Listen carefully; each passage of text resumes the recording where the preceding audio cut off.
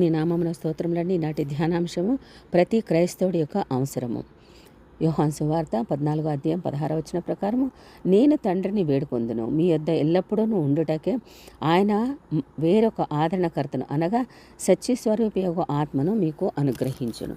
విజయవంతమైన జీవితము, శక్తివంతమైన సేవల రహస్యంలో ప్రవేశించడమే ప్రతి క్రైస్తవుడి ప్రాముఖ్యమైన గొప్ప అవసరత అండి. ఇంతకీ ఈ రహస్యం ఏమిటి అనగా, ఎఫెసీ పత్రిక 5వ అధ్యాయము 18వ వచనంలో మనం గమనిస్తే, మద్యముతో మత్తులై ఉండకుడి, దానిలో దుర్వ్యాపారము కలదు, అయితే ఆత్మపూర్ణులై ఉండుడి. ఎప్పుడైతే మనము క్రైస్తవులు అయ్యామో, ఎప్పుడు తిరిగి జన్మించామో దేవునిలో, అప్పుడే మనము పరిశుద్ధాత్మను పొందుకున్నామండి. యోహాను సువార్త 3వ అధ్యాయము 3 నుంచి 8 వచనములు, రోమాపత్రిక 8వ అధ్యాయము 9వ వచనం ప్రకారం మనలో పరిశుద్ధాత్మ నివసిస్తున్నారు. కొరింథీయులకు రాసిన మొదటి పత్రిక 3వ అధ్యాయము 16వ వచనం ప్రకారము, అదేవిధంగా 6వ అధ్యాయము 16వ వచనం ప్రకారము 2వ కొరింథీయులు మనము పరిశుద్ధాత్మ బాప్తిసం పొందామండి. కొరింథీయులకు రాసిన మొదటి పత్రిక 12వ అధ్యాయము 13వ వచనం ప్రకారం ఆత్మచేత ముద్రించబడ్డాము. ఎఫెసీ పత్రిక 4 నుంచి 30వ వచనం, 4వ అధ్యాయము 30వ వచనం. అయితే ఆత్మను పొందిన మీదట ఆత్మ నింపుదల పొందడము మనకు అవసరము. అపోస్తల కార్యముల గ్రంథంలో క్రింది లేఖన భాగాలను జాగ్రత్తగా గమనించగలిగితే, 2వ అధ్యాయము 4వ వచనం ప్రకారము, అదే 4వ అధ్యాయము 8వ వచనం ప్రకారము, 6వ అధ్యాయం 3వ వచనం ప్రకారం, 7వ అధ్యాయము 55వ వచనం ప్రకారం, 9వ అధ్యాయం 17వ వచనం ప్రకారము, 11వ అధ్యాయము 22, 23 వచనములు, 13వ అధ్యాయము 9 ఈ 9వ వచనం ప్రకారం ఈ అంశములన్నీ కూడా అనేక కోణాల నుండి అధ్యయనము మనము చేస్తూ ఉంటుంటే, ఆత్మపూర్ణ జీవితం గూర్చి ఆయన 5 సత్యాలు మనము దాంట్లోంచి మనకి విశదీకరించారండి. మొదటిగా పరిశుద్ధాత్మ నింపుదల అంటే పరిశుద్ధాత్మ స్వాధీనములో అదుపాజ్ఞలలో ఉండడము, ఆయన మనల్ని కలిసి ఉండడం.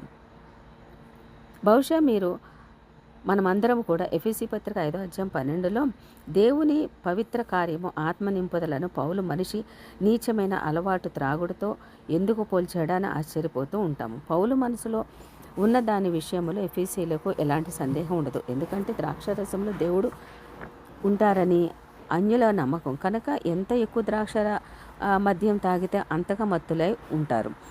మరింతగా తన దేవత ఆవరిస్తూ ఉంటారని. అందుకే పౌలు ఎఫెసీ ప్రజలతో ఈ మాటలు చెప్పారు. ఒకప్పుడు మీరు మద్యం తాగితే దేవుడు లేదా దేవతలు ఆవహిస్తాయని నమ్మేవారు కదా, ఇప్పుడైతే మీరు నిజంగా దేవుని ఆత్మను నిండిపోవాలి అని చెబుతున్నారు. వారు భూ సంబంధమైన ద్రాక్ష మద్యంతో కాదు నిండిపోవాల్సింది, దేవుడు పరలోకము నుండి పంపిన పరిశుద్ధాత్మతో నిండిపోవాలి. అపోస్తల కార్యం 2వ అధ్యాయము 4వ వచనం ప్రకారం పరిశుద్ధాత్మతో నింపబడడం అంటే మన జీవితంలో ఆయనకు పూర్తి అధికారం ఇవ్వాలి.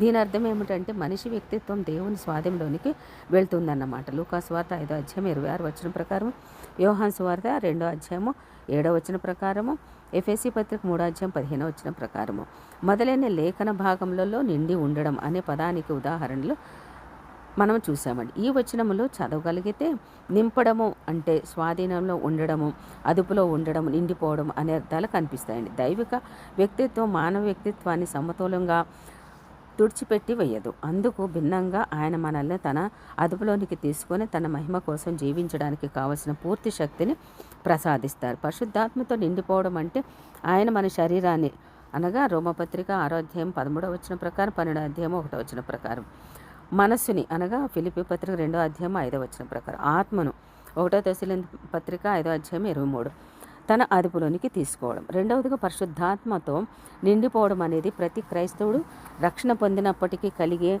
కలగడానికి దేవుడు ఏర్పాటు చేసిందండి. చాలామంది నూతన విశ్వాసులు ఈ సత్యం గ్రహించక వారు రక్షణ పొందినప్పుడు పరిశుద్ధాత్మ పూర్ణతలోనికి ప్రవేశించారు. కొన్ని సందర్భంలో సరైన బోధ లేక ప్రతి దేవుని బిడ్డకు దేవుడు చేసిన ఈ అద్భుతమైన ఏర్పాటును అర్థం చేసుకోక అనుభవించలేకపోతున్నారు. ఈ విషయం ఆలోచించగలిగితే క్రైస్తవుడు అంటే క్రీస్తు జీవిస్తున్న వ్యక్తి, పునరుద్ధానుడైన ప్రభు అతనిలో నివసిస్తారు. ఆయన జీవితం మనలో ఏ విధముగా పరిపూర్ణమవుతుంది? పరిశుద్ధాత్మ ద్వారా మనం కేవలం జీవించడం కాదు, సమృద్ధి జీవము అనుభవించడం మన పట్ల దేవుని సంకల్పం. యోహాను సువార్త 10వ అధ్యాయం 10వ వచనం ప్రకారం. అయితే యోహాను సువార్త 10వ అధ్యాయం 10వ వచనం ప్రకారం, ఎఫెసీ పత్రిక 5వ అధ్యాయం 18వ వచనంలో మనము ఆ యొక్క పరిశుద్ధాత్మను అనుభవిస్తామండి. పరిశుద్ధాత్మ నింపుదల జీవితంలో ఏదో కొద్దిమంది దేవుని పిల్లలు అసాధారణ అనుభవం అని మనం భావిస్తాం, కానీ అది సరికాదండి. పరిశుద్ధాత్మ నిండిన జీవితం ప్రతి దేవుని బిడ్డ సహజ అనుభవం కావాలనేది దేవుని కోరిక. అదొక సౌఖ్యం కాదు, ఐచ్ఛికమైనది కాదు. అంటే మనము ఇష్టపడితే పొందేది, వద్దనుకుంటే మానేసేది కాదండి. ఇది అత్యంత ఆవశ్యకమైనది. అందుకే దేవుడు దానిని ఆజ్ఞ రూపంలో విధిస్తున్నారు. ఎఫెసీ పత్రిక 5వ అధ్యాయం 18వ వచనం ప్రకారం. మూడవదిగా విజయవంతమైన జీవితం.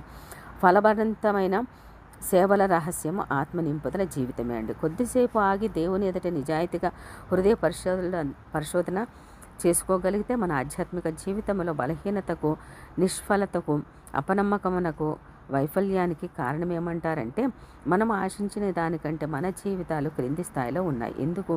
మన సేవ అంత సమర్థవంతముగా ఫలవంతముగా లేదు. దీనికి ఒకటే ఒక జవాబు ఉంది. మనము పరిశుద్ధాత్మను నిండి ఉండడం లేదు.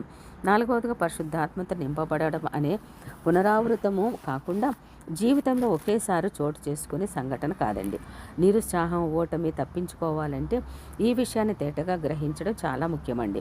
ప్రారంభంలో అంటే రక్షణ పొందిన సమయంలో పరిశుద్ధాత్మ నింపుదల చోటు చేసుకుంటుంది. అయితే ఇది రక్షణ పొందిన తర్వాతనే జరుగుతుంది. ఆ తర్వాత అది పదే పదే పునరావృతం కావాలి. అపోస్తల కార్యం 2:4 ఆత్మ నింపుదల పొందిన శిష్యులలో కొంతమంది మరల అపోస్తల కార్యం 4:31 ఆత్మ నింపుదల పొందారు. ఎఫెసీ పత్రిక 5:18 ఆత్మతో నింపబడుతూనే ఉన్నారు. మనం పరిశుద్ధాత్మను దుఃఖపరిచి ఆయనను పోగొట్టుకోవచ్చు. అంటే ఆయన మనలో ఉండడం కాదు, ఆయన నింపుదల పోగొట్టుకుంటూ ఉంటాం. ఎఫెసీ పత్రిక 4:30 గమనిస్తే ఇదే జరిగేదే. మనం మరల ఆత్మతో నింపబడాలండి. ఇది జరిగితే. ఐదవదిగా ఆత్మ నింపుదల పొందాలంటే కొన్ని ఖచ్చితమైన షరతులు ఉన్నాయండి. మొదటిగా చిత్తశుద్ధి, వాస్తవికత, ఆశ, తీవ్రత ఉండాలండి ఆత్మ పొందుకోవాలని.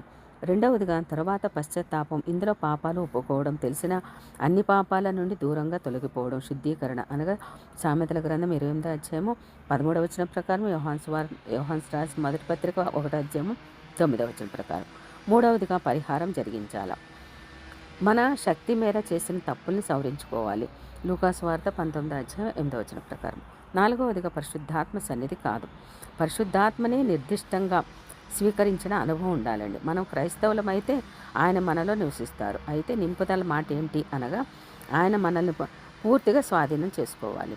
మనము నింపుదల కోసము ఆయన్ను అడగవచ్చు. లూకాసు వార్త 11వ అధ్యాయం 13వ వచనం ప్రకారం. ఐదవదిగా పరిశుద్ధాత్మ మీద ఆధారపడి ఉండాలి. పరిశుద్ధాత్మతో నింపమనే దేవుణ్ణి అడగాలి. మన ప్రార్థనలు వినే దేవుడు, జవాబును ఇచ్చే దేవుడు అని ధీమా కలిగి మనం ఉండాలండి. యోహాను రాసిన మొదటి పత్రిక 5వ అధ్యాయము 4-15 వచనములండి. ఆమె